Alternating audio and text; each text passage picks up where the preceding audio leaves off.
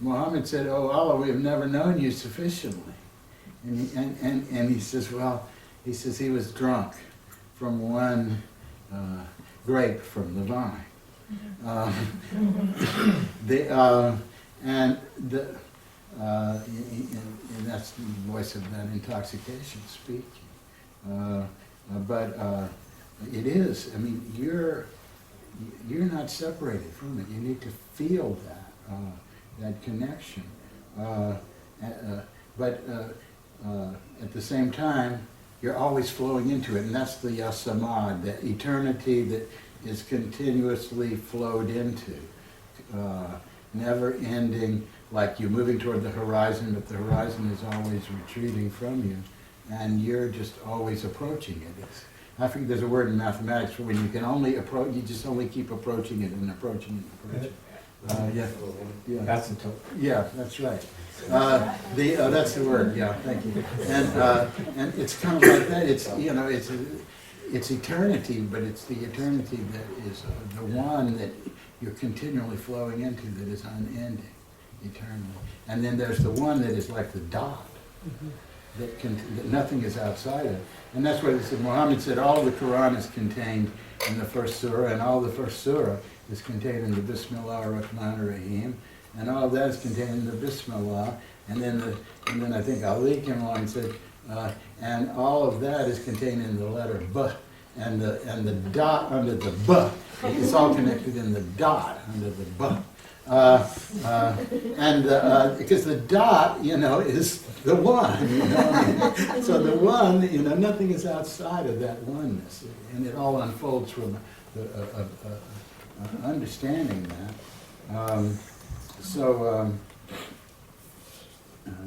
Just to do this practice, having talked about it, as one breathes in, one comes into a dot of awareness, nothing outside of that dot, and that is your sense of your own self in that oneness, the only being. Nothing is outside of it, of that oneness. So as you inhale, Ya Ahad, you feel the integration of yourself in that oneness, nothing outside of it. As you exhale, Ya Samad, you melt, you're melting snow. You melt into that infinite horizon, the Ya Samad. It's like the dot is like expanding in space. All of space expands around it. It's like a continuous circumference, infinitely expanding from the dot. And then from that place of being selfless and abandoned in that, the efflux of that only being, in that oneness, you pull it together. The breath connects it, it draws it into a stream right into what you can integrate into your own self at that moment. And you feel that as a unity, as a dot. So moving from the dot in that way, as you inhale, to the exhalation of this, into the boundless oneness, continuously back and forth. Let's do this for a few minutes. Breathing in, Ya Ahad, the dot. Exhaling, Ya Samad, the infinite, being more and more infinite all the time. Toward the one in both cases, the one.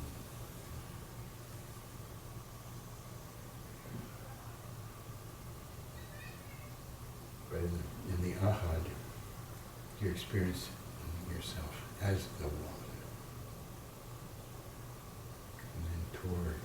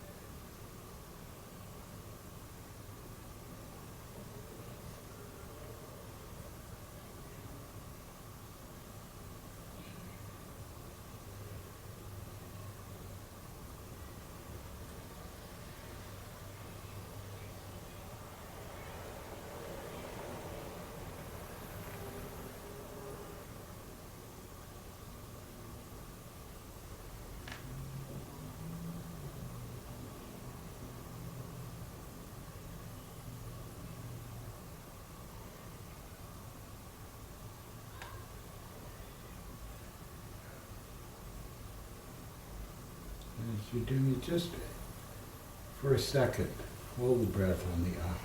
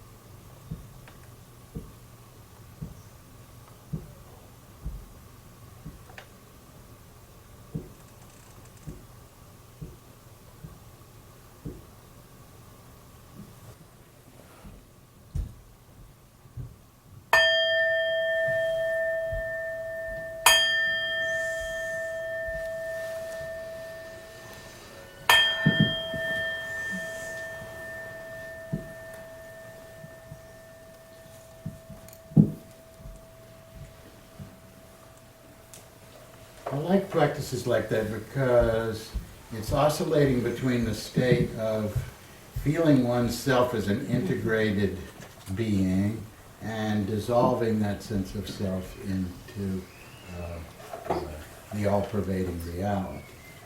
And I think it's very practical for us to work, moving in those ways. And there's some other practice. We're going to do a dance somewhat later, Ya Qudus, Ya Jamia.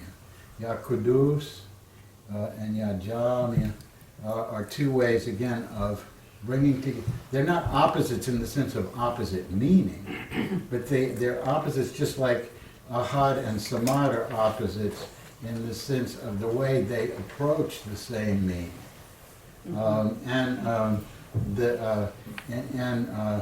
But rather than going into that, it's just all part of the overall picture, which is contained in the name Allah, the opposites in the name Allah, the opposites in La ilaha, no God, El Allahu, except the God.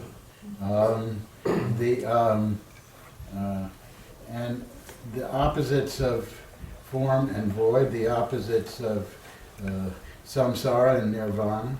I mean, the opposites that we hold, in working in our lives, it's all about finding that unity which pervades and transcends the opposites, and to being able to make one's breath in the heart the vehicle of realizing that unity. Since I introduced this practice, and we're going to, rather than taking the time tonight, unless people want to go back over it, that I wanted to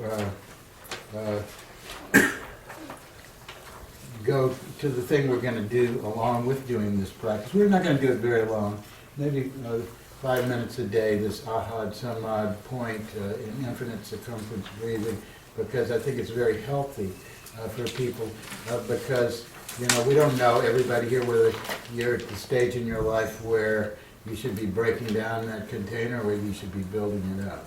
So in this case, you're doing both. So that it's a very safe practice to give someone. It's balance. It can't be really abused. But here's the Surah of the Quran, which was the response of when the Prophet Muhammad was asked, you're saying all this stuff about this Allah. What is it, Allah? Who is it really? What is it? And this is called in various translations Ikhlas, meaning purity. But I like the one which is the refining. It's another translation of this name, which means, okay, if I were to just refine the meaning to the very essence of what Allah is, tell them this, basically. Say this, kulhu, say this, Muhammad. Who is Allah, the one? Allah, the eternal, absolute. Who never gave birth, and who never was born. And there is none comparable to the one. And it goes, Bismillah ar-Rahman ar-Rahim, Kul hu Allahu ahad, Allahu samad. Lam yalid wa lam yulad wa lam yakul lahu kufuwan ahad. Now I know that who is often translated he. Say he is Allah the one, Allah the eternal, the absolute. He never gave birth and he never was born, and there's none comparable to him or to the one. But it says ahad in the text. But you see, who, according to Imam Bilal, who led me in a 5-year seminar through the Arabic names, which we ended up writing about with others. According to him, who really doesn't have a gender. It's used often as a masculine pronoun, but it's really genderless. But the reason it's used in relation to God is the sound value of it, because it is the sound that the Sufi, it's contained in the name Allah as the last syllable of Ha, the Ha of Allah, and it's the sound the breath makes. And one of the meanings of Allah is the one and only breath. And then when you're doing this advanced Sufi practice of Chagall, where you're covering all the apertures of the senses and you are resting in the source of all sense, turning your attention backwards, and you're hearing all the sound that manifests as resolved into who, and all the light into the one light. So this is, but it has a personal sense to it. And that's why you want to translate it as he or she, you see, because it's saying, it's right there at the heart of the compassion, the secret of love that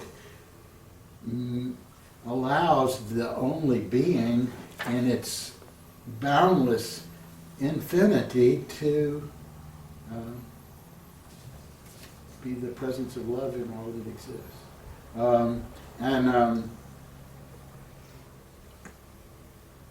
So I chose not to translate it here, just say, who is Allah, the one. I mean, but the repetition in this, I mean, the fact is, if you refine the essence of the meaning of God, and you just say, you know, eternal, absolute, oneness, ahad, samad, who. Basically, that's what he's saying. It's the who, which is eternal, absolute. It's no different from Allah, which is this love, which is beyond mind, filling everything. It never gave birth to anything outside of itself. This whole universe, this whole manifestation, from the who, from the absolute condition, never was the creation of something separate from. It didn't beget anything and say, okay, now I'm two, I gave birth to this, and now I'm three, and I've had more children or whatever, you know, I mean, something outside of me that bears my mark. No, he never gave birth. Who never gave birth, and who was never born? I mean, it didn't come into existence. It always was. And it didn't create anything outside of itself, because nothing is outside of itself. So in that sense, I mean, if you had a time-lapse photography of the billions of years of the universe, really speeded up fast, you know, all this manifestation would just be blip, blip, blip, blip, blip, blip, blip, blip, blip, blip, and then space, you know, and that's what they call Vishnu sleeping in the waters. You know, the cosmic waters, you know, the boundless, infinite vastness, formless, absolute, never born, never given birth, but wakes up to its own self, you know, in this rhythm of endless creation. Becomes self-aware. And that self-awareness produces this love, which leads to this whole expression of self in the breath that is the breath of creation, but which really is the eternal movement of that one and only being into individuation and back into universal oneness. But this is, again, philosophical. I'm talking philosophically. Don't worry about it. If you do the practice, you get, you know, you don't have to, you know, Murshid says Sufism is two parts bhakti and one part jnana. In other words, two parts finding union with the God reality, the oneness, through love, and one part through knowledge. You know, so we're mixing it up here, but, you know, because without wisdom, love can lead you into a blind alley. You know, just following your feeling, you know, can lead you into many difficulties. But if it's guided by wisdom, then it only leads to unfolding.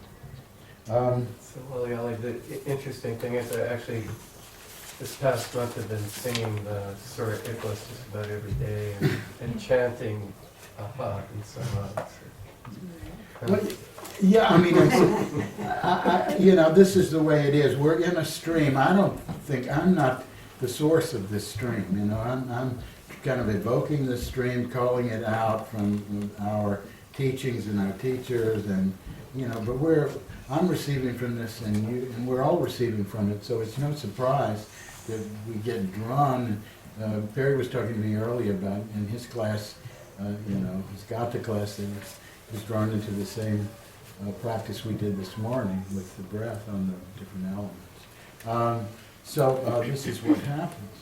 We're in a stream of, if we can stay with it, and the first text that I gave for the class this time, oh, maybe it's the second one. Yeah, I want to read this, and then I'll go back to what I thought I would do. The ascent of the Spirit. Really speaking, there's only one Spirit, the Spirit of all, the eternal Son, the rays of which are all souls, of angels, of jinn, and of men. No, really speaking, there's only one Spirit, only one soul, the Spirit of all, the eternal Son, the rays of which are all souls. So the individuation of it becomes the individual soul, but it's like the rays of the sun. There's much discussion about the descent of the spirits after death. But in reality, the natural tendency of the spirit is to ascend. No doubt the goal of every soul is the origin of all souls. You just, factor in a few billion years, maybe. I love the story of Lord Shiva, and who decides to manifest as an old sadhu in a village in rural India, just for fun, and he lets people know. This old sadhu lets people know that he can tell them how many more lives they need to live before they attain to union with Brahm. And so people come up to him, the real spiritual people, they come up to him and they say, and he say, 15 more lives, or 45 more lives, or whatever, and everybody's walking away saying, oh. And every time they're walking by this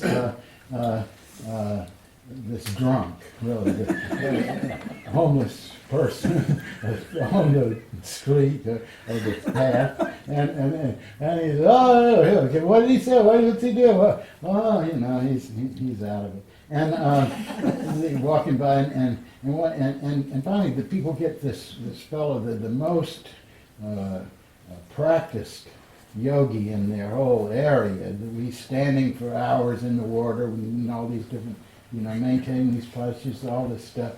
And they bring him to see this sadhu, and the sadhu says to him, Shiva in the form of this old sadhu says to him, he says, yes, you've done a lot of practice.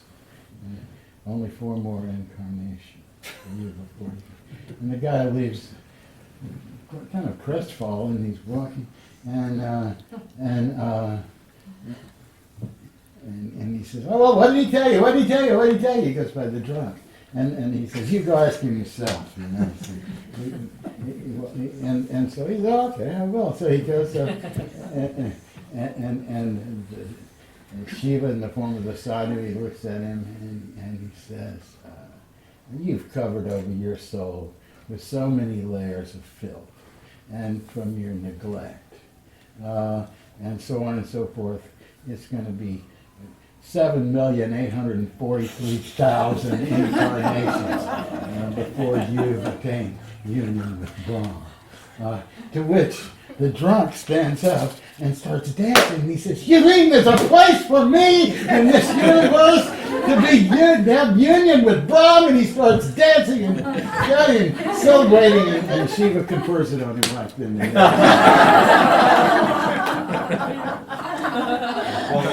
Yeah.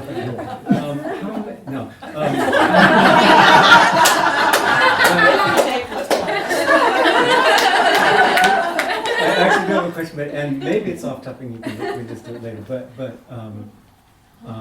it's probably off topic. But it's about Jemal and Jelal and Kemal. I was talking with yeah, that's my next subject. Okay, go ahead. Okay. So really, I had read that it was somehow. So it's like a really elemental question: is it perfection or is it chaos? What? Kemal. Kemal. Yeah, it depends on how you look at it. Okay, and so I'm just going to confess, this is confusing to me. Okay, we'll get into that. I want to finish this, okay? I broke off to tell a story. No doubt the goal of every soul is the origin of all souls. Knowing that, really it doesn't matter if it's 7 million incarnations or 4, I mean, you're going to the same place, and if, you know, so, I mean, the drunk had it right, you know, I mean, celebrate, you know, that, you know, you're destined for unity. You're destined. You're a soul. You're destined for unity. And I kind of, again, I excerpt from this text. Initiate, but continuing along in the same paper, he says, initiation among the Sufis has for one of its many objects to find a caravan in the hereafter which journeys to the desired goal. You know, we in this inner caravan of beings, you meet your these beings which continue on. You know, whether into the Buddha land, the Pure Land, or the guard, whatever it is. You know, the caravan that is continuing on in its ultimate process through the inner and the outer world to union with the source. Therefore, by initiation, it is meant that Sufis prepare themselves here on earth by uniting in the brotherhood, sisterhood of initiation on the path, which may keep them connected with that caravan which is continually journeying toward the goal. That's the Sangha, that's the connection. We draw on that mutual connection. We draw strength from it, we draw guidance from it, we draw confidence in our life's purpose through this connectivity, because nobody has it all. Everybody has a piece of it. But when we practice as a whole, then we have something that we could never have accomplished alone. And that's what happens within a lineage or within a group of people, you know. I mean, things start getting accomplished that, you know, are the result of many people with different perfections and qualities that they've developed, you know, with a sympathetic attunement, creating this kind of inner caravan that is moving inexorably toward the goal. Breath being the very life, and its influence being not only on our mind, but even on our life's affairs. The Jelal and Jemal count greatly with our life's affairs. And when the rhythm is broken, meaning upset, the Jelal and Jemal come into conflict with one another. So when the rhythm of the Jemal is broken, when the rhythm of the Jelal is broken, that moment of the breaking of the rhythm, they come into conflict with each other. That's called Kemal. During this time, the strength with which the Jelal and Jemal hold our affairs is exhausted, and it brings failure and destruction. Therefore, the Sufi breaks herself to God, who does not receive them who are unbroken. Uniting with God, the unlimited, means breaking the self that is limited. So what he's saying here is, okay, when a Kemal time comes, when, you know, and we'll go into, you know, more description of what that's like. I mean, but death is a Kemal time. The big tragedies are Kemal times. You know, things where, you're a wreck. Your life, you know, where conflict comes up and, you know, the forces, you know, power, it leaves you. You know, that's a time when he says, okay, if you're wise, when that condition arises, what you do is use the inherent destructiveness of that to all that is transient, to deconstruct that false self, which is the main thing that is standing in our way of realization. So it is an opportunity to remember, okay, what sort of action, when you talk about what sort of actions are best responded to by when your breath and your condition is Jamali or Jalali, there are two different kinds of actions. But basically, when you're in a Kemal place with the breath, the only kind of action that's really going to be successful is an action of meditation, of inwardness, of deconstruction of the false self, of entering into the real self, of entering into that which is not transient. To take advantage of that, it's like when Senzaki Roshi was asked, is the Zen master, enlightened being, subject to the laws of causation? His answer was, such a being is one with the laws of causation. In other words, in that moment of destruction, one with it, you see the perfection of that, where these two energies broken things apart.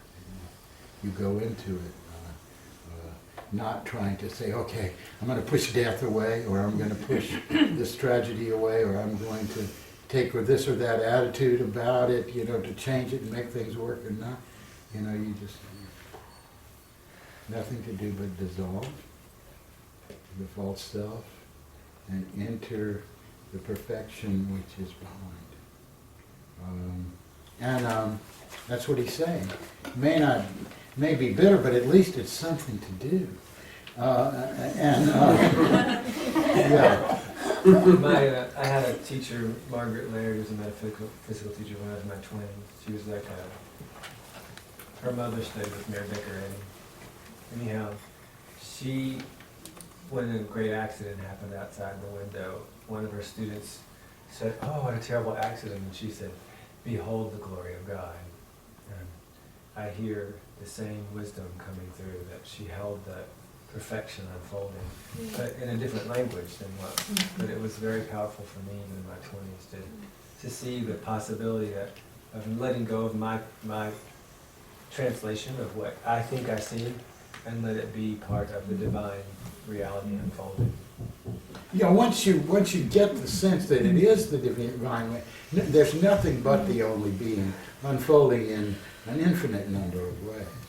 And so then if we really get it and not just, believe it, so to speak, then what else to do but to see that, like there's a name, Yamuati, everything is a gift of God. But, these gifts are often wrapped in different packages, Hard to see they're a gift, But if we could unwrap the package and get at the essence of it and how it relates to what our soul needs at this point in life for its awakening, it's a gift. Let's look a little further at this. Relating to Jelal. The Jelal aspect shows the strength and power of nature. We can find Jelal power flowing through the right nostril as breath, working through the right hand, giving it an inclination to move first, through the right foot, giving it an inclination to step first. In the senses, that which shows is Jelal. That which sees is Jemal. That which speaks is Jelal. That which hears is Jemal. Get it till it becomes second nature. The same thing we find in our thought. The thought which rises of itself in the mind is the Jelal thought. The thought which is caused by some other source is the Jemal thought. Every person has either a Jelal temperament or a Jemal temperament. A person with temper is Jelal. With courage is Jelal. With power, with strength is Jelal. A person with kindness, tolerance, forgiveness, meekness, mildness, modesty, humility is of the Jemal temperament. Then through the day and night, man changes his condition from Jelal to Jemal and from Jemal to Jelal, either owing to the influence of the breath, or controlled by the breath of another, or a situation makes him or her be in Jelal or Jemal. Or his own thought, speech, or action produces that result. You following this? Yeah. Okay, so this is just right at the heart of what we're being asked to reflect on here, because these are conditions that we can gain access to understanding through the breath and gain some mastery in relation to, which means to find the way when they're present to act in harmony, or to know how to respond to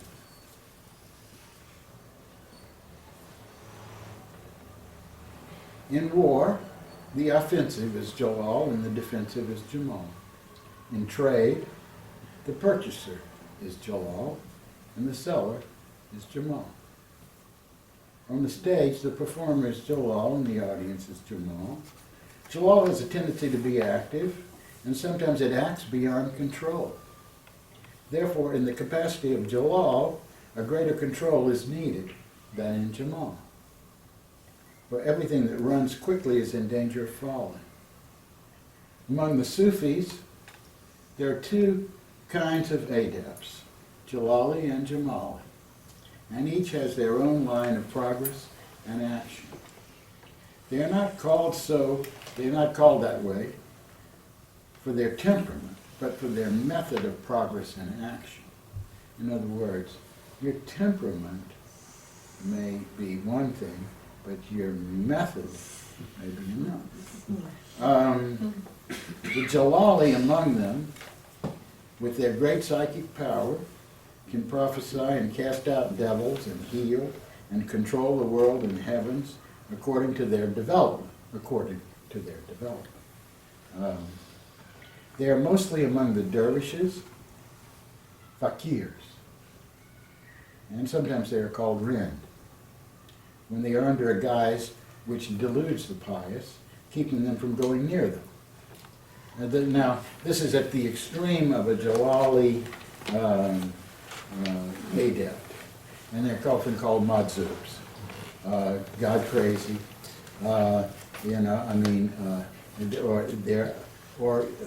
there may be different levels of being such a being, of a rind. Basically, if you look at the outer part of their life, you would never identify them as spiritual, but inwardly, they are part of the inner spiritual hierarchy. I mean, they're moving things in the inner world, so the thing is, because people at a certain stage of being out of control with this energy, and yet developed in their inner consciousness, then a lot of the awakened beings say, okay, if you can get them, if you can harness their will, if you can get them, their attention, really, because where's their attention? Their attention isn't here. And if you can get their attention, then it can be, there was one famous madzub that the king tried to always get, if you could get him, to be playing shooting cannons when they were having a war, then they would be, that sort of thing. But you don't have to go that far. I mean, like Murshid Wali, for example, his method of accomplishment was very much Jelali. It was on the path of the master, not the saint. And he writes about how he found that when he understood that, everything changed for him. Rather than always taking the path of resignation and surrender, he took the path of overcoming self and mastery. So you're saying his temperament was more Jamal, Jelal. but his starting temperament was more Jamal, but then his practice, his method, his path was Jelal. You said it doesn't have to be the same. It's certainly in the beginning of his life he was totally Jemal. He was incredibly Jemal. He was very inward, and not at all expressive. And that changed when he received a very powerful manifestation from Asra Inayat Khan, and he said that became the strength of his whole life.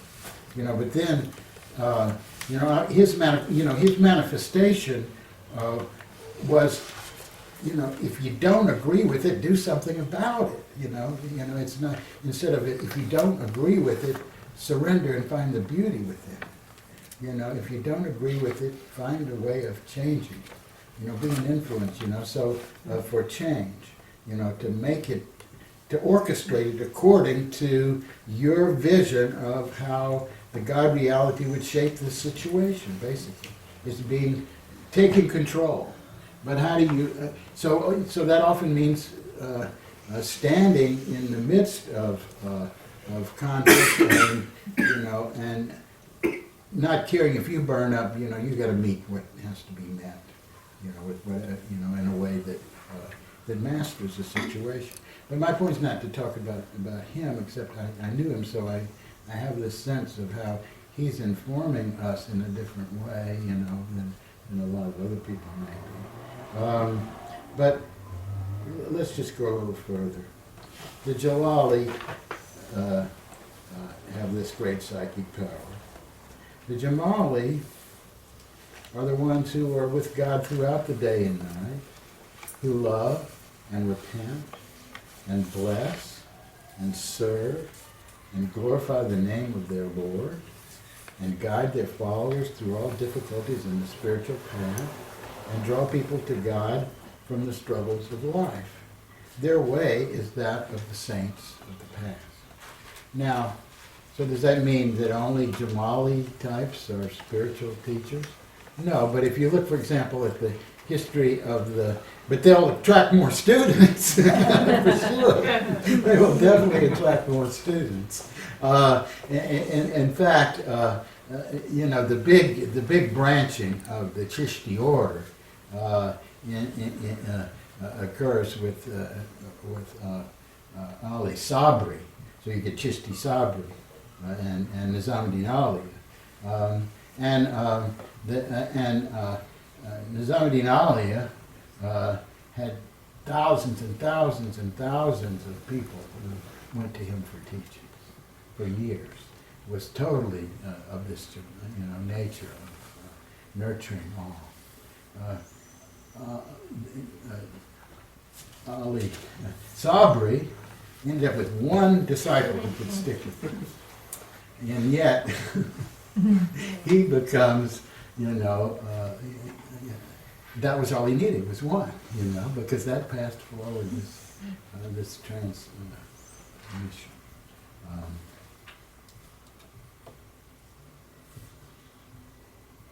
Yeah, he was an example of an incredibly Jalali. Oh, if you burned read, people. I mean, if you Right, believe some all of the the myths, big, you know, around that him, kind of- who knows how you got to cut through some of that hagiography, as they call it. But even if the third, you know, even if a sixth of it is true, it's an incredible level of Jalal. Oh, incredible level of Jalal. But as you say, it depends on the personhood. In other words, let's say he had an incredible level of Jalal, which in relation to some people's interaction would have been so destructive in the world. But instead, it becomes a tremendous force of blessing because of his evolution, because of his attunement to God, because that was the way God was choosing for him to manifest, and he was conscious of it. And he wasn't, and so consequently, you know, I mean, when you say, I mean, people of these different temperaments, you know, it's easier to get along with someone of a Jamal temperament than a Jalal temperament, but it all depends on the evolution of the person involved. Some people of Jamal temperaments might be so wishy-washy that you can't stand to be around them, you know, and they haven't done any work to really develop themselves. And some people of a Jalali temperament may have enough self-mastery so that you really can gain a great deal. I mean, speaking again of Murshid Sam, you know, I mean, he said he never really, you know, the end of his life when he had this whole community of people to work with, because he was never functioning really as a Murshid before the last 5 years of his life. He said, you know, I really came into my own when I could go, when I went to the women's dance class, when they invited me to come to their meeting. And there, I couldn't raise my voice above a very soft stage. And instead of Fudo, which was his manifestation in esoteric Buddhism, and the image of Buddha that they saw in him was this totally Jalali image of the one that burns up, you know, ignorance with the power of truth. You know, appears, it's like the Buddha who appears in the hell realms. You know, and I'm not afraid, I'll be right here. If you can see, right here in the burning, right here. The burn, you know, I mean, And that was the way he always approached these. I mean, he would go to a lecture, you know, I mean, and you could say, you could feel him rumbling just in the back, you know, the energy with his breath, you know, I mean, and then, you know, when it came, he had an opportunity to interact, you know, I mean, he would often bring things down by, you know, directly facing something and saying, you know, that's not my experience at all. You know, I mean, this is, I mean, the Buddha taught this really, and this is, you know, I mean, and this is, and that's a concept, you know, whatever. That's a concept. You know, I mean, he faced it in that way, you know, because he was the protector of the Dharma, and he didn't care if he burned himself up. The idea was to burn ignorance up and promote the Dharma. But when he went to the ladies' dance class, he said, I couldn't be Fudo anymore. I had to become Kuan Yin. And he said, when he said, because they're just two sides of the same coin, you see. But until I could do that, then I didn't really feel that I had enough mastery, you know, complete mastery of the properly in a practical way. So I mean, that's the goal. I mean, in terms of you work with what you've got. You know, I mean, your breath is 95% on the left side. You work with those Jamali qualities, you know, in your life. But then you begin to see where are the places where I can bring more mastery in. Where are the places where, I mean, okay, maybe I'm naturally more Jemal, but where are the aspects when, do I rise to the sun, to the Jelal when it comes up in my rhythm? Can I embrace it? Can I be sun-like when the situation is asking me to be sun-like? Can I really, you know, do that? And I think you can. I mean, and I think that's the whole idea of getting some mastery, but first really to become harmonious with what is. But my sense is that unless there's, maybe if there's more about Jelal, Jemal, and Kemal from our own working with it within, let's talk about it, and then I want to get up and do a few dances. Yeah, I'm prepared.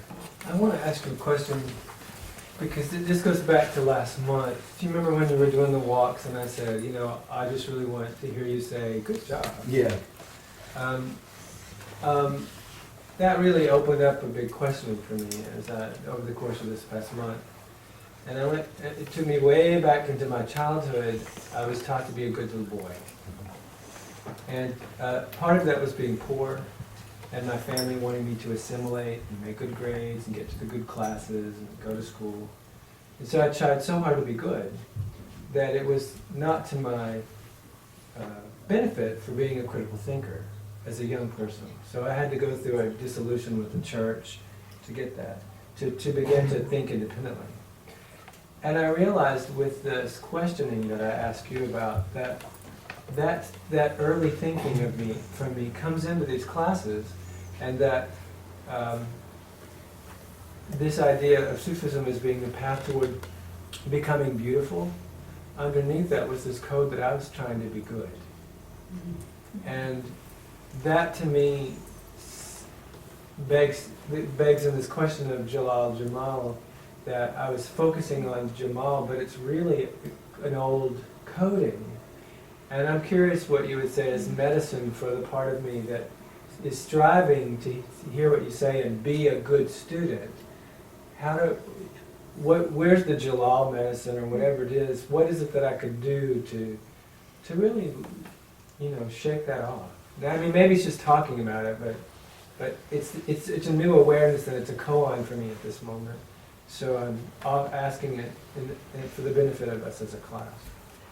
Yeah, I don't have an immediate answer, but I respect your process, and I think that's the thing. You have integrity in your process, and you're not afraid to show what you're going through, and that means that you will grow through it just as fast as your soul can accommodate you. You know, it'll grow. You know, it's going to unfold for you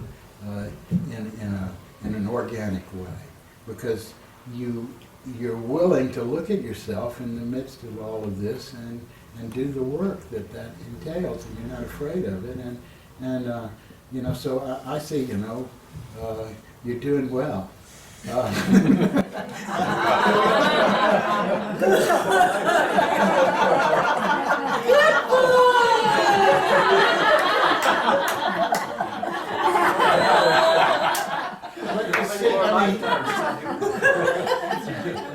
Because we all, the one thing a teacher does more than anything else, I think, is to give people the sense of being seen and accepted, that they are worthy and that they are doing well. Then the critical side comes in when you're trying for mastery, you see. And then, and so you say, okay, this needs, try doing this, because then that'll give you more mastery in this other area, you see. And but as soon as you identify something in yourself that needs to be changed, we go to that place of, well, there's something wrong with me. And that experience of being judged or judging yourself. And so that's why you have to be really, you have to have an understanding. Like I hope people understand. Now I'm walking in the footsteps of Murshid, who had mastery when he was teaching certain things, and he just cut through.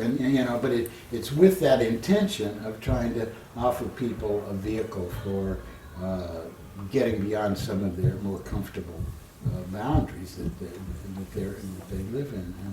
And it's not with any sense of judgment, because if the teacher has any credibility, it's because he or she feels at one with the student and is not, asking them to do anything that they wouldn't do themselves. But the important thing as an icon says is to never lose touch.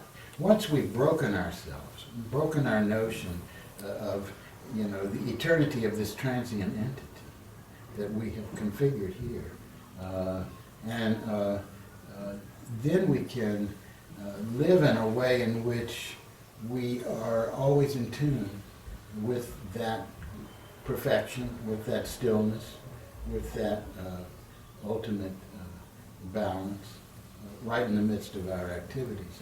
That's the goal, to find a rhythm in our life that works, and never to lose touch of the infinite. That's one of the things an icon says, that's the goal.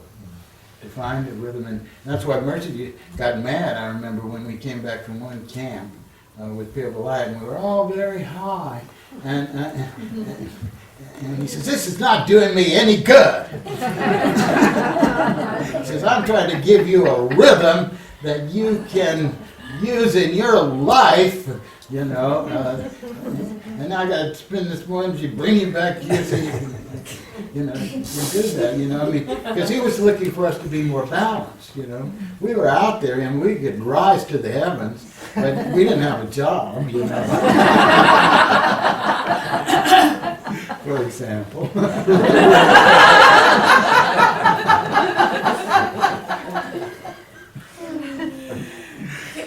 I want to have a lot of things to accomplish in the next, hour and 15 minutes, so I'm not going to worry about it. But I do want to present some more from some of these texts that we are reflecting on and studying, and also to go over the practices and the practice schedule that we have. And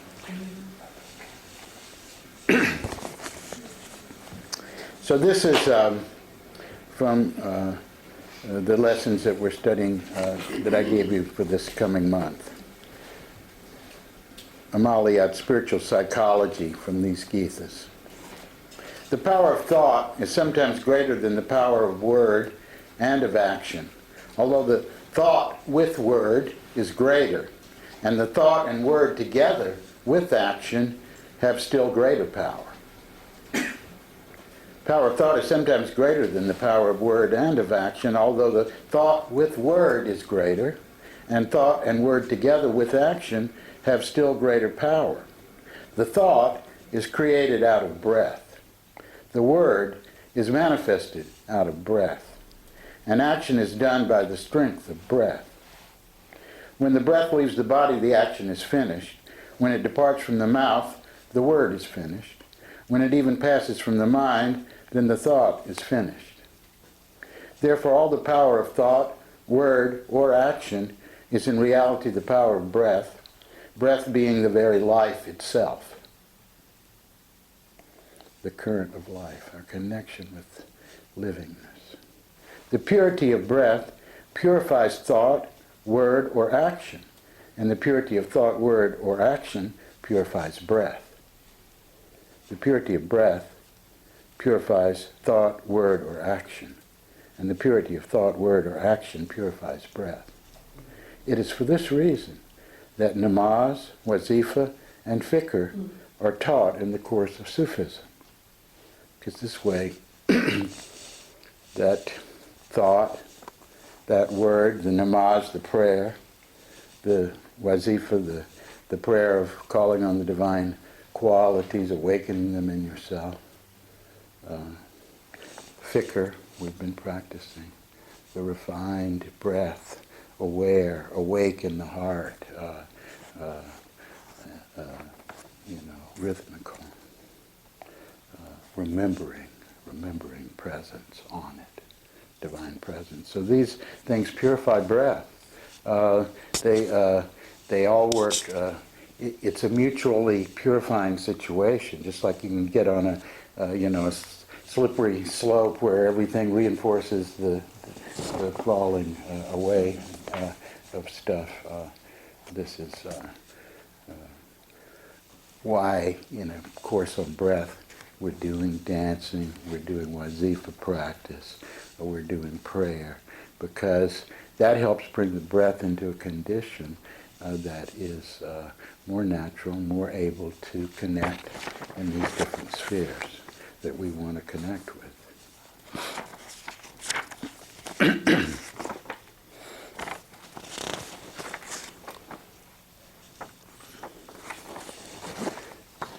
I'm not reading all of the papers I assigned, but I'm going to read just a couple of things. This is from the lesson that I drew from the Gita's on Muraqaba, or concentration. As the sun has rising, zenith, or zenith, as the sun has rising, zenith, and setting, so the mind has the above three states, rising, zenith, and setting, coming alternately. Uruj is that state of mind when a person thinks with energy and enthusiasm. I am going to do such and such a thing. This state of mind produces such a force and power in order to create its object that in its excess it produces such a mist that the faculty of reason and justice is often dimmed. The enthusiasm, the rising energy, the uruj, can produce this kind of, by its force and power, a kind of mistiness, such that reason is, you can't find it, and justice is dimmed by the force of that rising impulse. The state of mind, which is Kemal, is perceived during that time when action is being done. Now, he said, okay, Uruj is when you set out. You have that rising movement to act, that intention. I'm going to do this. You bring all that desire into it. And then when you actually are doing it, that action, that is the Kemal. The state of mind which is Kemal is perceived during that time when action is being done. This mist which the energy of mind has produced reaches in Kemal its culmination, which is the end of the joy or sorrow pertaining to that deed, because the excess of force becomes exhausted. The state of mind which is Kemal is perceived during that time when action is being done. This mist, which the energy of mind has produced in the Aruj stage, reaches in Kemal its culmination, which is the end of the joy or sorrow pertaining to that deed, because the excess of force becomes exhausted. Zaval is the state of mind when the power of enthusiasm is lost, the joy and sorrow of the deed are past, but the memory remains. If the impression is sorrowful, the needles prick through the sore of the wounded heart. If it was joy, a tickling and uplifting feeling is perceived, which diminishes and vanishes in time in the entire assimilation in the essence. So the Zaval is that flattening curve at the end into totally dissolving into the essence. The Aruj is the rising force to when now the action is the time when it's like the force that made it rise is exhausted, it's now plateaued, so to speak. And then it starts to fall. And that's you see in the breath, in the inhalation, in the pause at the top, in the exhalation. So, but this is another way of looking at the Kemal and state, because the way he was presenting it before was in a slight coming at it from a slightly different angle. So that's why I'm offering it here. And then he concludes this by saying, the master of concentration is he or she who produces at their will not only Uruj, but Kemal and Zaval also, and attains self-mastery, when both sin and virtue bow at their feet. It is they who may sneer at the pleasures of heaven and jeer at the tortures of hell.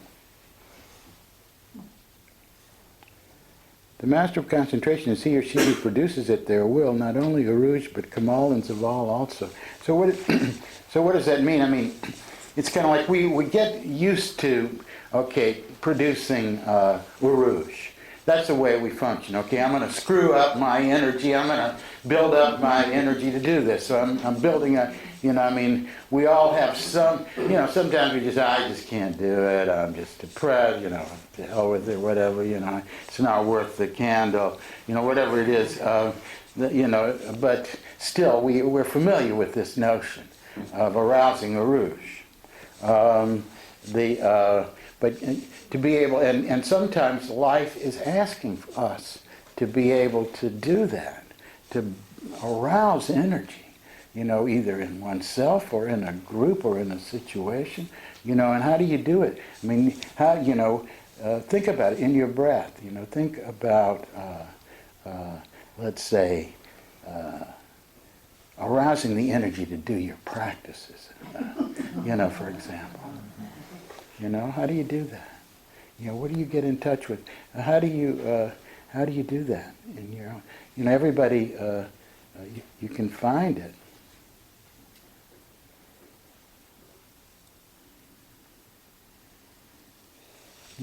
We all have a way of reaching in when it's something that we know we want to do, but somehow or other our state is veiling us from being able to do what we know would be in our best interest to do.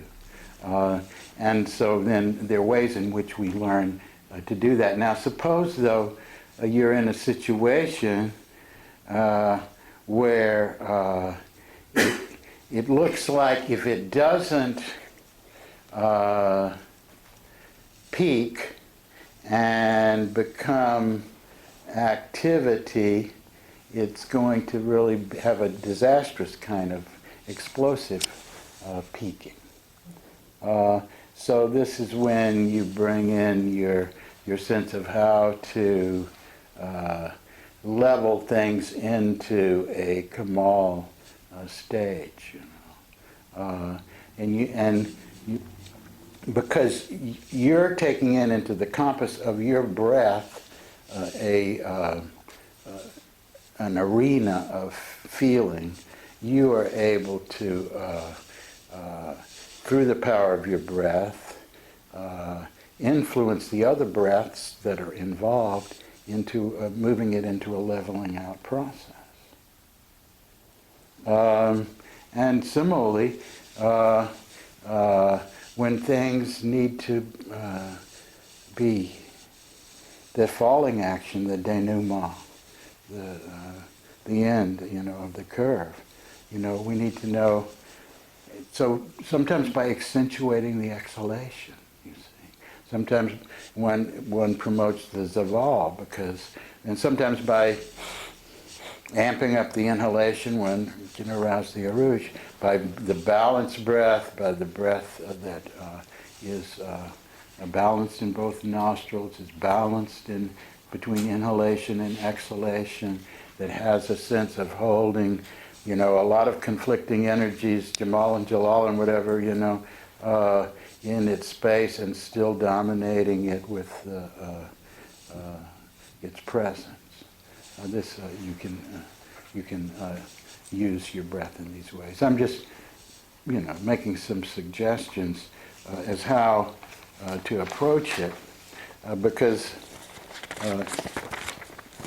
it's leading us somewhere. And these are from Murshid Sam's 40 Lessons on Breath. Disharmonies arise because of clashes in the rhythm of breath. Disharmonies arise because of clashes in the rhythm of breath. Think about it. Think about the disharmonies that arise in your situation, and instead of attributing it to this person's personality or this thing or that thing or whatever, say, okay, this is a clash in the rhythm of the breath. How would that change your way of responding to that?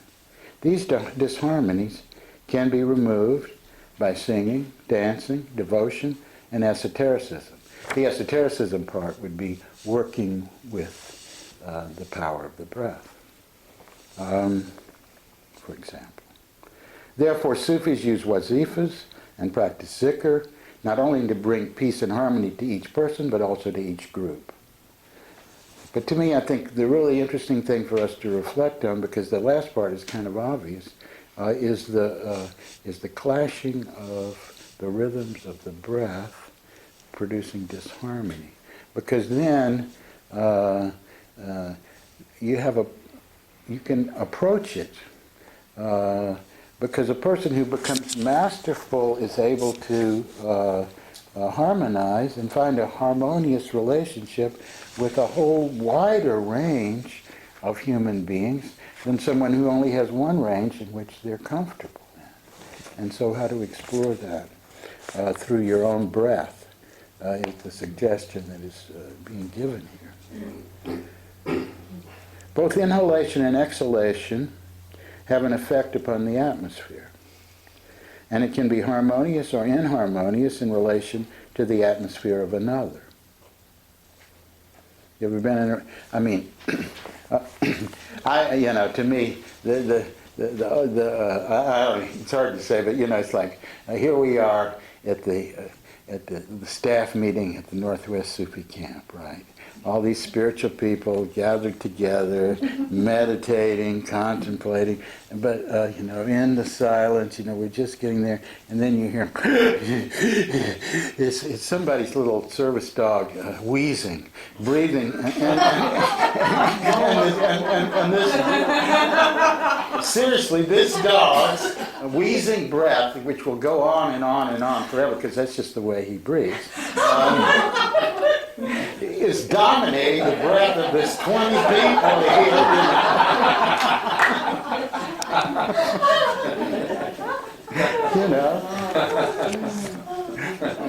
Interesting. Very interesting. Do you have some practical advice for such situations? You gotta go deep.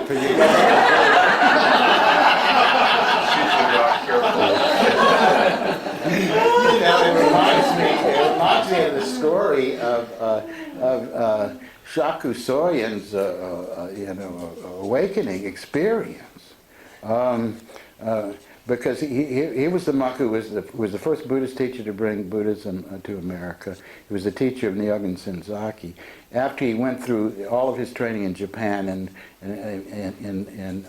Rinzai Zen, and was graduated from the monastery in every way, but he decided he had the idea he wanted to go to Southeast Asia and see the way that the Theravadan monks were practicing, and he got on and he set off in that direction on a boat.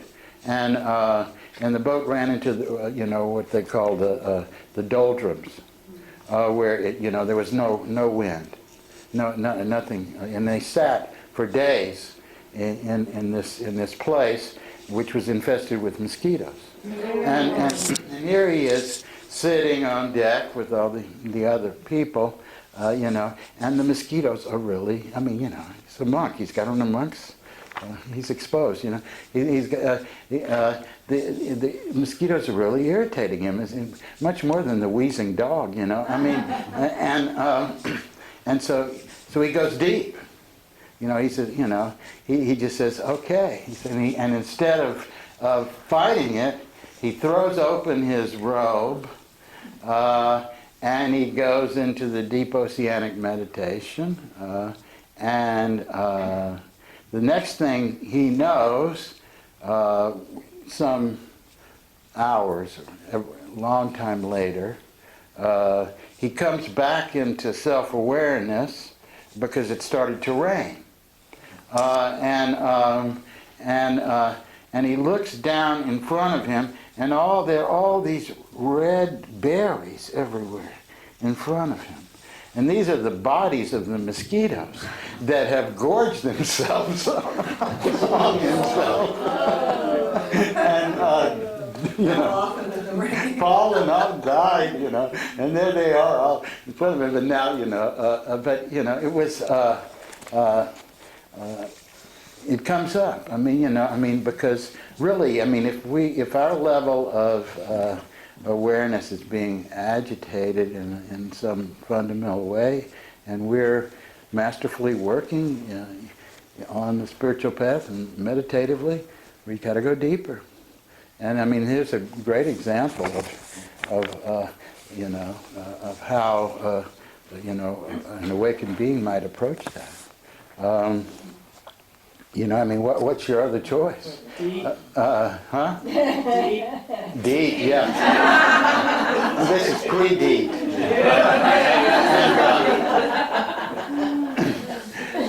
Floating water. Yeah, you don't have to. Other than you're getting more and more agitated, breaking your speaker, doing all this stuff, harming yourself, getting more and more agitated. Okay. Let's not think about that. I got off the subject. Both inhalation and exhalation have an effect upon the atmosphere, and it can be harmonious or inharmonious in relation to the atmosphere of another. But when the etheric element is present, it transmutes the nafs, the ego mind, and prevents inharmony.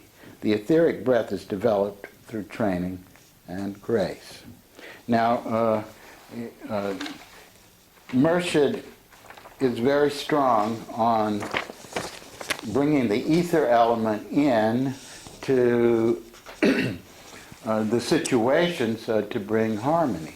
In other words, if you bring the ether element into the earth, the experience of earth, breathing the earth, you get a sense of the sacredness of the earth, the holiness of the earth, the livingness of the earth. If you bring the ether into the water element, again, at the spiritual level, you get the sense of the water of baptism, the water of purification, the well of the Zimzim, the spring of all of that sense of the living water, and water that's living in spirit with the spirit. And if you bring the the ether element into the fire, you get the transmutation of the fire into light. And if you bring the ether element into the air, you get the breath of the Holy Spirit. And the spirit of guidance. So, in the practice that I gave this morning, of just going into fikr and reflecting on the elements, and then at the end we reflected on the ether element. So what I would like for us to do now is to go back and to and again to do the ether breath and to get a sense of that element, and then again reflecting on the earth, breathing on the earth, and then bringing ether, combining as we're breathing the earth, then remembering the ether at the same time, and see how that changes your breath and your relationship to the element. Yeah. Are we doing the elemental breaths as we do these, or are we doing... No, we're not doing the elemental So- breaths. We're just we're doing the fikr breath. Right. And we're noticing the way the different elements affect our breath and the things that come up in it when we're doing it. We're relating to the qualities of the elements. And we're just letting our breath connect with earth. I think that's better than doing it the other way. So let's begin then with the ether breath. Let's see what I wrote here. Concentrate on the qualities of ether, space, such as the luminous container of space itself, stillness and pure potency.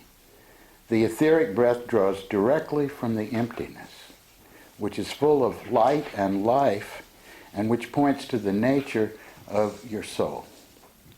One should feel there is enough space for your life. The breath is somewhat hidden and mysterious. It may be imperceptible, as if breathing through every pore of the body. The main thing is, again, we're practicing connecting. We were connecting with the quality of space itself, stillness, emptiness, and to feel it. We want to really refine our breath. So beginning with a long, refined breath, we begin to refine it even more. And to feel it not only coming in and out of our lungs, but feeling it in our body. The breath is slow, almost imperceptible, and very refined. Connecting with the space itself, its luminous emptiness.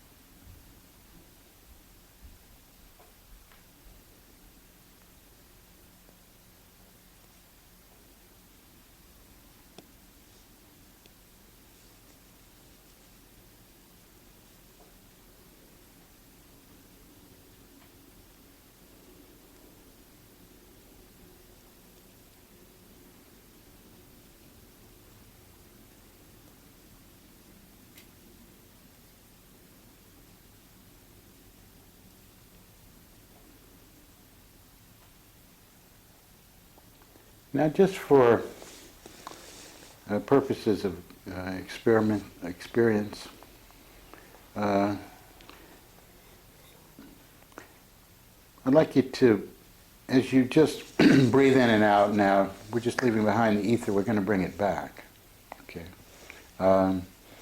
We want to consider, again, the earth as we're breathing the fikr, normal breath of fikr.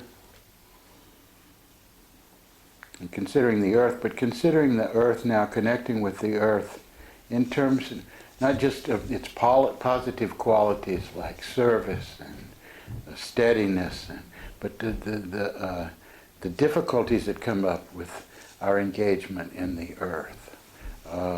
It's getting stuck, getting unable to move, inertia, depression, fear, too much caution,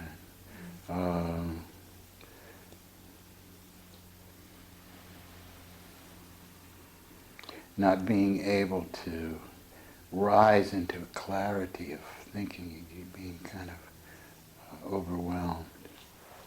Those elements of earth, along with its, just, as they might come up in your life.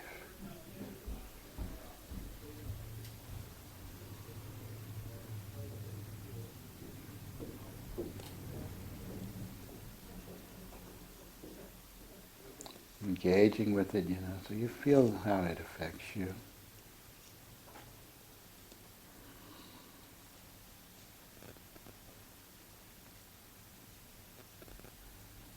Slogging through the mire, I always say, being a mire myself. And then remember the ether element without leaving the earth behind, and allow your breath to now also be influenced by the ether element and to connect with the ether element, bringing it right down into the earth, right into these stuck situations, let's say.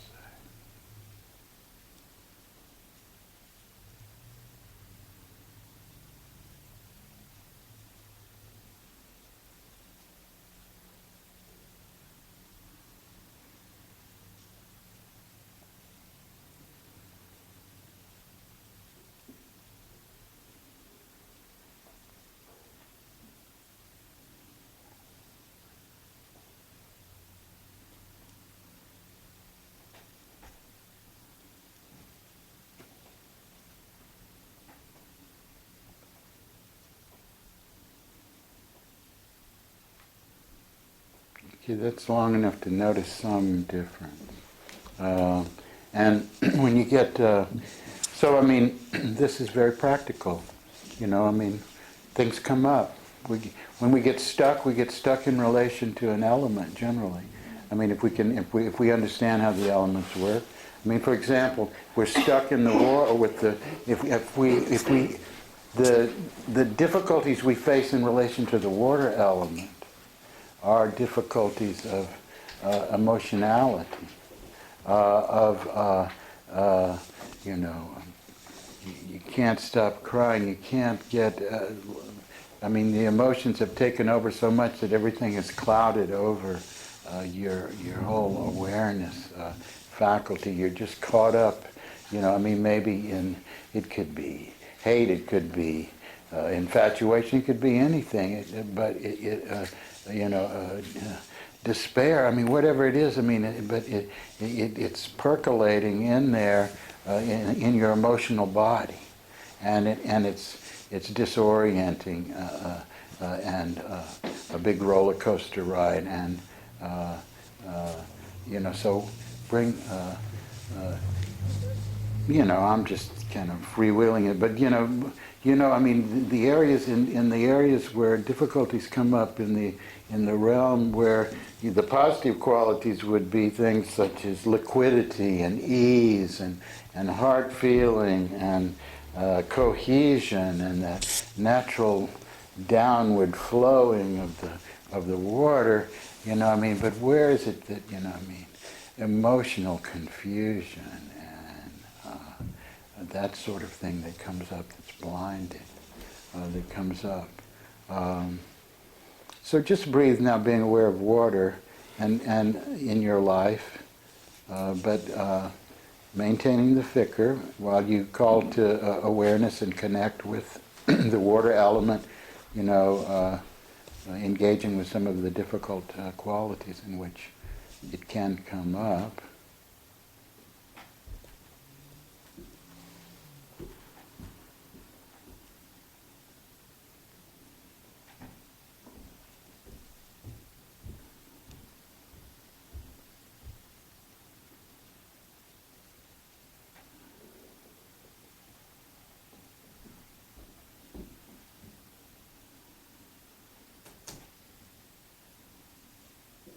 And then, again, remember the ether and at the same time engage with that emptiness,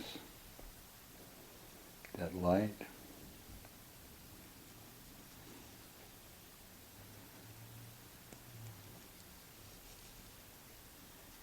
Let that reach the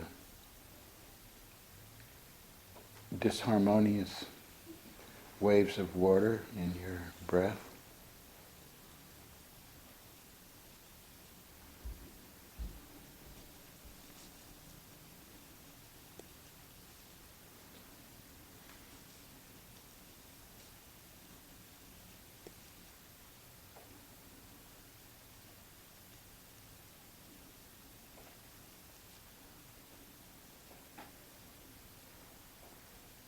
Again, that's long enough to get an impression of it. I just want to take you through this as a way of approaching this, practically seeing it in the midst of your life. And when you do see, that you're agitated, I'm not going to go through each of them, but if you were going through fire, it would be in aspects of where anger, you're just ruled by the reactivity of anger itself and others, and to tame that, with the ether, it mutes it, it transmutes it, mutes and transmutes, and with air, the confusion, mental confusion, generally, and can be like also hysterical laughter would be a kind of air excess. That sort of thing. But again, to experiment with this, working with the elements both in the very positive way, but then also in the Course when it comes up for you, when something comes up for you, and you can look at it and say, okay, this is in the sphere of fire, or this is in the sphere of air, and and I'm going to bring into this the feeling of ether. Let it penetrate into the air. Nizamuddin, how about we sing it? So, Bismillah ar-Rahman ar-Rahim. Hu Allahu Ahad, Allahu Samad, Lam Yalid wa Lam Yulad wa Lam Yakun Lahu Kufuwan Ahad. Easier. Hu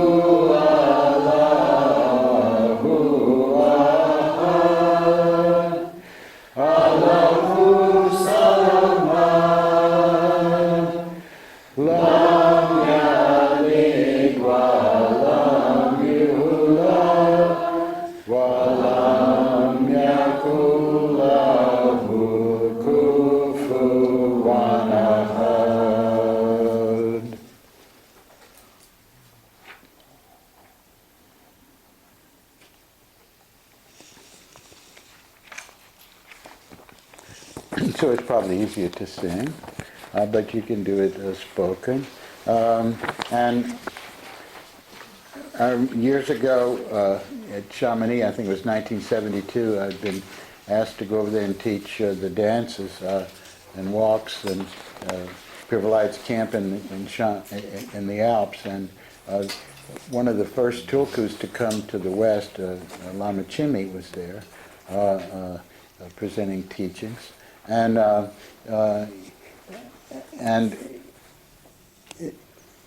after one of his teachings, he invited questions, and I said, you know, some people say Buddhists don't believe in God. What do you say? He said, what do you mean by God? And I quoted him this surah of the Quran, say, God is one, that God was never born and never gave birth, and is the source, eternal source, and goal of all. He said, we have no difference whatsoever. No difference whatsoever with that teaching. You know, what they mean when they say they don't believe in God is they don't believe in this concept that we have, which is limited in some way. But that sense of the absolute, eternal essence that was never born and never died, that is formless and luminous, that's the Buddha nature. That's nothing but Buddha nature. Buddha means that the one who has realized that, radiates that. Bodhi, that light of that awakening of thatness. That we want to, I keep emphasizing that because if we can connect with that and also with earth and the densest of vibration, then we have this whole gamut, this range of vibration that we're aware of, that we're connecting with in the breath. The practice using ahad and samad, when you exhale, continually dissolve into the oneness that is unending, breathing out ya samad. When you breathe out ya samad, it is the same as breathing out toward the one and becoming melting snow, dissolving the sense of your small self into the eternal, continuous and unending, all-pervading oneness. Ya samad. When you inhale, breathe in ya ahad. There's nothing outside of the unity of the one that is al-ahad. Experience this unity as a dot, and with the inhalation of ya ahad, draw the reality of all that is into a dot, and experience integration of self in this dot. You become aware of the one that is the ultimate unity of being. Nothing is outside of this one. Nothing can be added to it or subtracted from it. To be fully conscious as you perform this practice asks you to accept that what you call your own awareness is actually an activity of the only being and is nothing but that being. This practice is highly recommended because oscillating back and forth between the dot and the continuation of the infinite and eternal circumference of the expanding circle gives the right psychological framework for progress in meditation. It allows us to ease into the letting go of self, dying before death. Because you just die for a moment, and then you come back, and you claim, selfhood in a fresh way. And then so it's like stepping into the water. You practice, it's transition. Melting, configuring. Melting, configuring. It's very healthy. And it's a great preparation for going deep into dying before death, becoming reborn in the real self. Okay.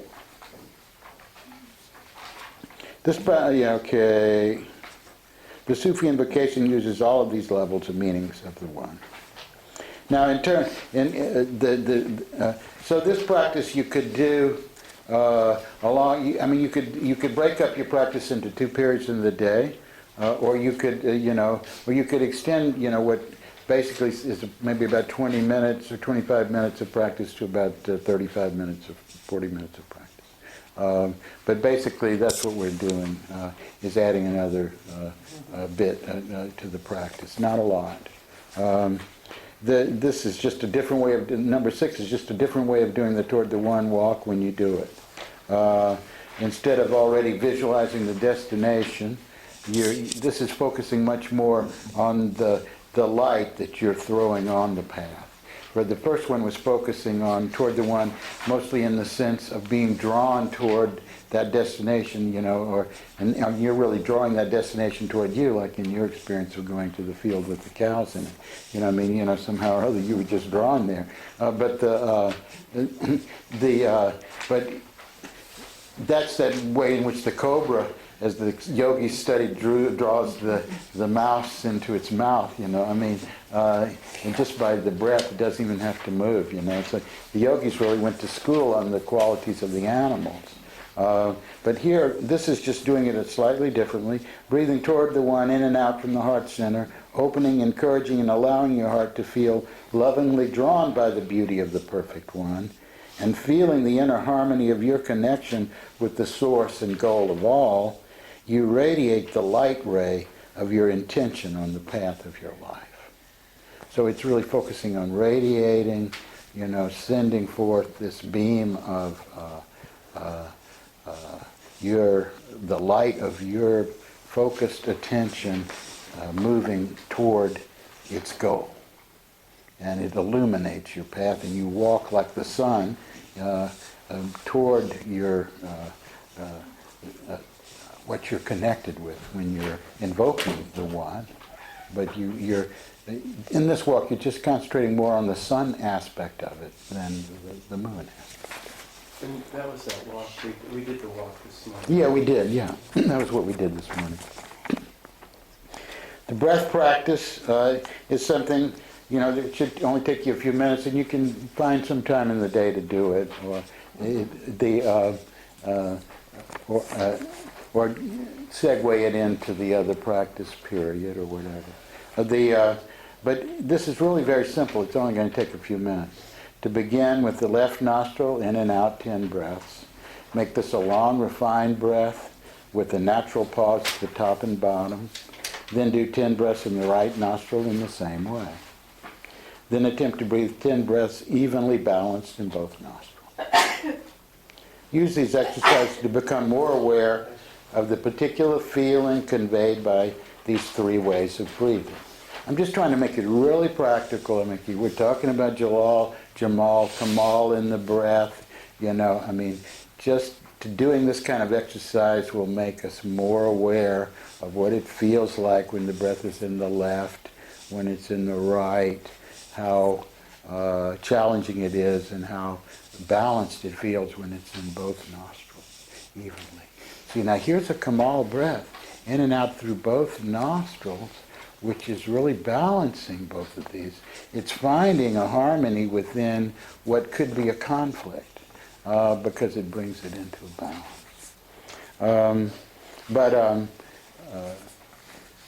That's a simple practice to do. It goes on into further practices, which is called in Sufism kasab, which we will probably do in the future. But right now, I just want you to get, I'm really trying to take this at a stage that we can assimilate it, that we can repeat over these things, circle around them in different ways, come in on it, really keeping the practical in front of us. And that's because we have taken a long space for, doing this together, so it allows us to take it up in a proper developmental speed. The 8th one is just what we've been doing to make some note of in your journal, and that brings me to the subject of journaling. And I want to know how you're doing with it. Yeah? Yeah, I'm doing it. Yeah. I've been listening to the MP3s, Mm-hmm. and so take notes and stuff.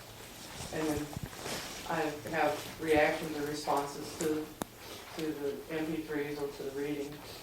And so that's kind of a learning thing. And then I've been writing down impressions of the horror walk. It's been the one that I've had the most fun with, as far as pretty immediate responses. I've enjoyed that one.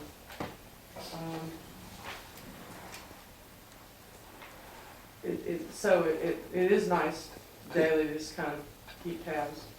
Yeah, well, you're doing it daily, and you're getting some benefit from it. It's kind of objectifying. And then if you look at the whole period of a month, and then several months, and so on, you begin to see things that you're noticing that change and how that develops.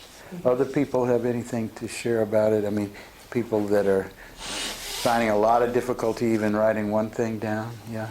I noticed in my journaling, and it helped me to pay attention to this, is, you know what you were saying earlier about how you notice you stop breathing under certain stressful situations like driving, for instance. And I noticed that also, that I wasn't breathing. And so I started paying attention, and I journaled about it, and that, you know, sort of helped me ground in it. The driving for me is actually the really nice, for me, a really nice place to do my breathing, because I can just do it rhythmically and concentrate, and Yeah, me too, and that's a good place. And the one practice you can always do when you're driving is toward the one. Just to come fully into awareness of your breath and being present in this moment. That's that sense of one-pointedness, you know, and focus that first level of doing toward the one brings. And that's the practice you can always do. You don't have to say the phrase toward the one, you just come into that awareness. The phrase toward the one just reminds you to come into that awareness. Let's dedicate the merit of what's been wholesome in our coming together here for the benefit of all beings. May all beings be well. May all beings be happy. Peace. Peace.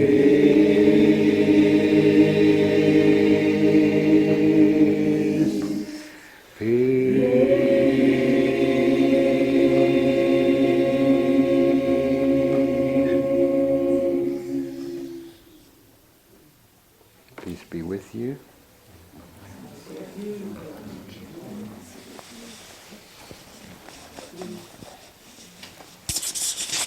And if you're hitting the road toward the one,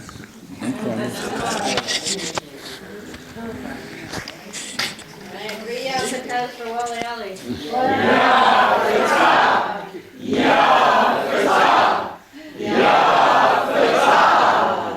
Thank you.